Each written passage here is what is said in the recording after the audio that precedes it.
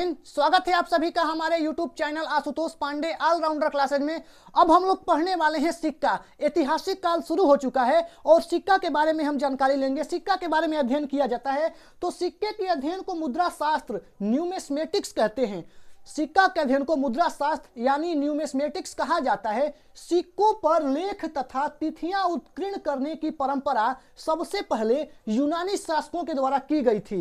भारत में सर्वाधिक सिक्के मौर्योत्तर काल में मिले हैं और इस समय सोने, चांदी, तांबे, कांसे, शीशे के सिक्के मिले हैं। मौर्योत्तर काल बताने कि मौर्य काल के बाद के समय को मौर्योत्तर काल कहा जाता है। चलिए, जो इस पे हम लिखे हैं वो तो बताएंगे ही और जो नहीं लिखे हैं उसको भी बताएंगे, क्योंकि उस पे लिखने का जगह नहीं मिला, इसलिए जो नहीं लिखे हैं उसको भी हम पूरा बताएंगे। देखिए, आहत और पंचमार्क सिक्के मौर्य काल में प्रचलित थे और आहत और पंचमार्क सिक्के उसे कहा जाता था जो सिक्के पर किसी भी प्रकार की तिथियां उत्कीर्ण नहीं की गई थी, किसी प्रकार का लेख नहीं लिखा गया था, सिर्फ उस पे चित्र बने होते थे, आकृतियां बनी होती थी, उसे आहत और पंचमार्क सिक्का कहा जाता था जो मौर्य काल में प्रचलित था और यह पहला धातु का सिक्का था। चलिए, गुप्त शासकों ने सबसे अधिक सोने के सिक्के जारी किए। गुप्त शासकों ने सबसे अधिक सोने के सिक्के जारी किए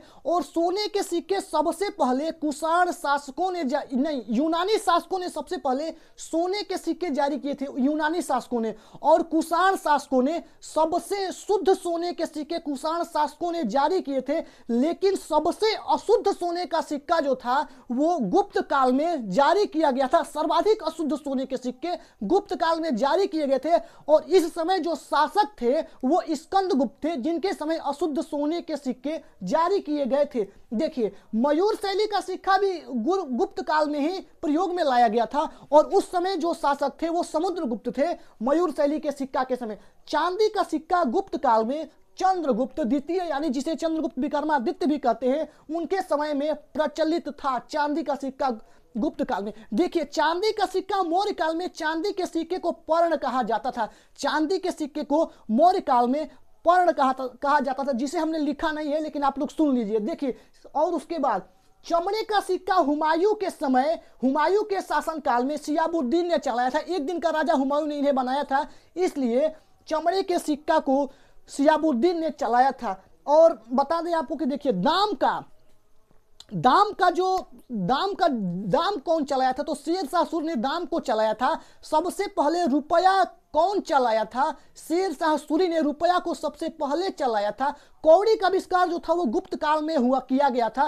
कौड़ी का आविष्कार गुप्त काल में किया गया था। सोने की असरफी का जो सबसे पहले प्रयोग किया गया था वो शेरशाह सूरी के द्वारा किया गया था। सीसा का जो सिक्का था वो सातवाहन काल में सीसा के सिक्का का प्रयोग किया गया था। देखिए, सिक्के के फिर से एक बार देखते हैं हम पूरे टॉपिक को। सिक्का के अध्ययन को मुद्रा शास्त्र यानी न्यूमिस्मेटिक्स कहा जाता है। देखिए, ऊपर नहीं लिखा है, जो नहीं बताया, जो मैंने ऊपर लिखा था। देखिए, टेराकोटा का सिक्का जो था वो मिट्टी का बना होता था और यह सिंधु सभ्यता में प्रचलित था।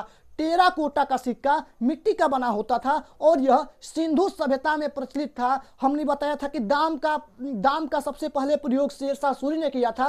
रुपए का प्रयोग शेरशाह सूरी ने किया था। सोने की असरफी का सबसे पहले प्रचलित किया गया था शेरशाह सूरी के द्वारा। फिर से देखते हैं, भारत में सर्वाधिक सिक्के मौर्योत्तर काल में, मौर्योत्तर काल यानी मौर्य काल के बाद के समय को मौर्योत्तर काल कहा जाता है। इस समय सोने के, चांदी के, तांबे के, कांसे के, शीशे के सिक्के को सातवाहन काल में चलाया गया था। हम वैसे टॉपिक को पढ़ा रहे हैं जो सिर्फ एग्जाम में आएंगे। मयूर शैली का सिक्का गुप्त काल में प्रयोग में लाया गया था। चांदी का सिक्का गुप्त काल में चंद्रगुप्त द्वितीय के समय, विक्रमादित्य के समय प्रचलित था और मौर्य काल में चांदी के सिक्के को पर्ण कहा जाता था।